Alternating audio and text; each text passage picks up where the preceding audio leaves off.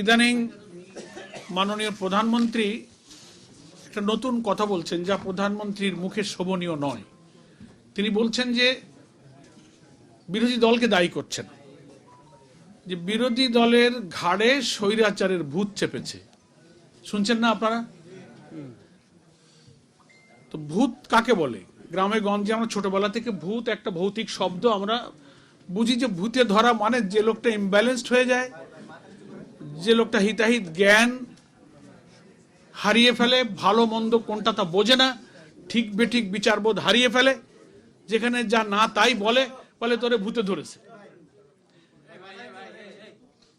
অবশ্য উনি নিজের কথার ব্যাখ্যা দিয়েছেন যে বিরোধী দলকে কেন ভূতে ধরেছে, তার ব্যাখ্যা দিতে গিয়ে বগুড়ার জনসভায় গিয়ে উনি বললেন যে আমরা যে জুলাই সনদ স্বাক্ষর করেছি আমরা অক্ষরে অক্ষরে বাস্তবায়ন করব, কিন্তু বিরোধী দল এ ব্যাপারে জনগণকে ভুল বোঝাচ্ছে এবং বিভ্রান্ত করছে।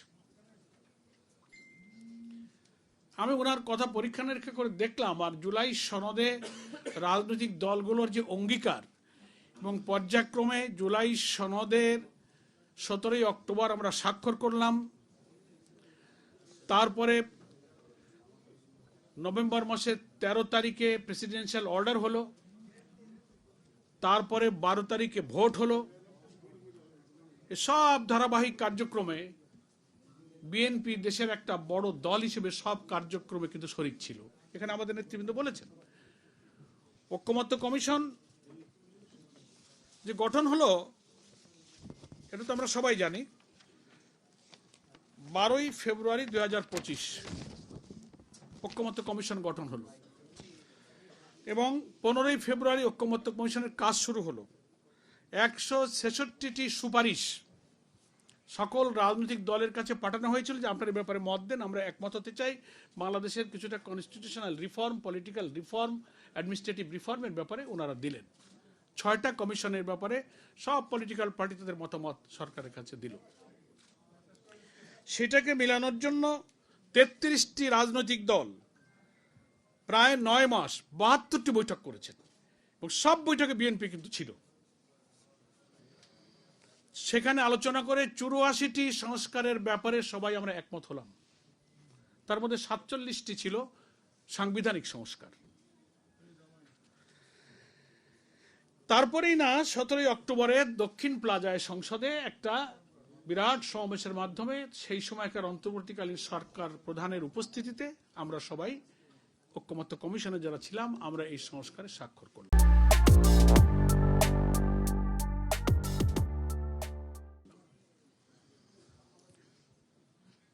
আমি কিন্তু ব্যাখ্যা দিচ্ছি, জনগণকে ভূতে ধরে নাই, ভূত যে ধরেছে সরকারকে, এটা বোঝানোর জন্য আমি একটু পেছনে গেলাম যাতে আমরা এবং আপনারা স্মরণ করতে পারি। সব জায়গায় আপনি থাকলেন এবং আপনি এখন যে কথা বলছেন আপনার কথার তাল ঠিক নাই, এই কারণে আপনি বলছেন যে সব মানব। তো সব মানার অর্থ আপনাদের আইনমন্ত্রী এবং স্বরাষ্ট্রমন্ত্রীও বলছেন, সব মানার ব্যাখ্যা হলো ওনারা যে নোট অফ ডিসেন্টগুলো দিয়েছেন, কমপক্ষে 10টা সাংবিধানিক আইনি ব্যাপারে ওনারা আপত্তি করেছেন। ওনারা বলছেন আমরা যেগুলো মেনেছি সেইগুলো সব মানব। তাহলে এটা কি মানা হলো?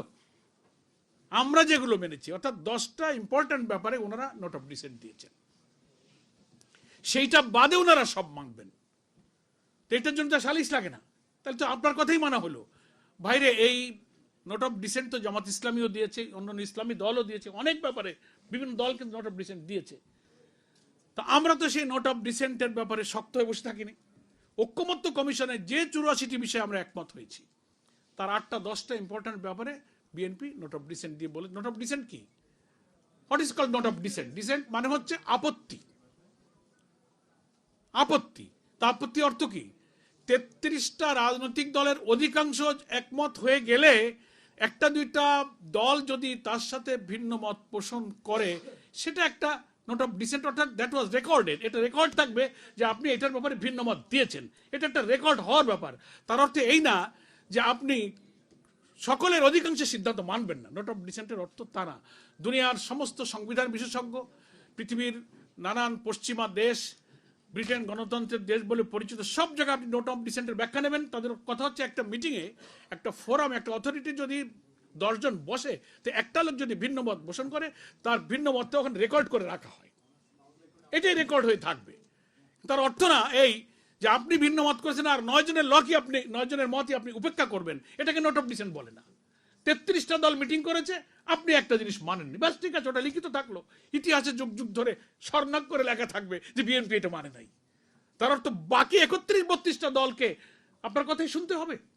এটা সারা দুনিয়ার কোন নোট অফ ডিসেন্টের ব্যাখ্যা না। আপনি আদালতের কাছে নোট অফ ডিসেন্টের ব্যাখ্যা চান, এই যে আদালতে যখন আপিল ডিভিশনে জজ রায় দেয়, তারপরে আপনার হাইকোর্টের বড় বড় বেঞ্চে রায় হয়, 3 জনের 4 জনের যখন জাস্টিসরা কোনো বেঞ্চে রায় দেয়, একজন বিচারপতি নোট অফ ডিসেন্ট দেয়, দ্বিমত করে।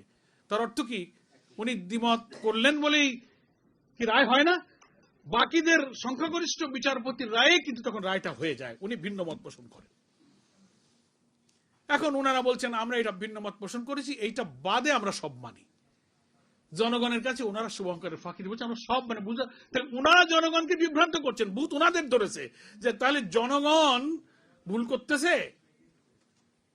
কিন্তু ভুল যে আপনারা করছেন, আপনারা আপনাদের কথার উপরে ঠিক থাকছেন, বরং জনগণ বলতেছে যে আপনি যে নোট অফ ডিসেন্ট দিয়েছেন, কখন দিয়েছেন? ঐক্যমত্য কমিশনের বৈঠক চলাকালে দিয়েছেন, সেটা 17 অক্টোবরের এই বইতে লেখা আছে। তার 1 মাস পরে যে প্রেসিডেন্সিয়াল অর্ডারটা হয়েছে, সংবিধান সংস্কার আদেশ নিয়ে একটা রাষ্ট্রপতির আদেশ হয়েছে, সে আদেশটা কবে হয়েছিল? 13ই নভেম্বর, তার গেজেট আছে। সেইখানে বলা আছে একই দিনে গণভোট হবে, জাতীয় ভোট হবে।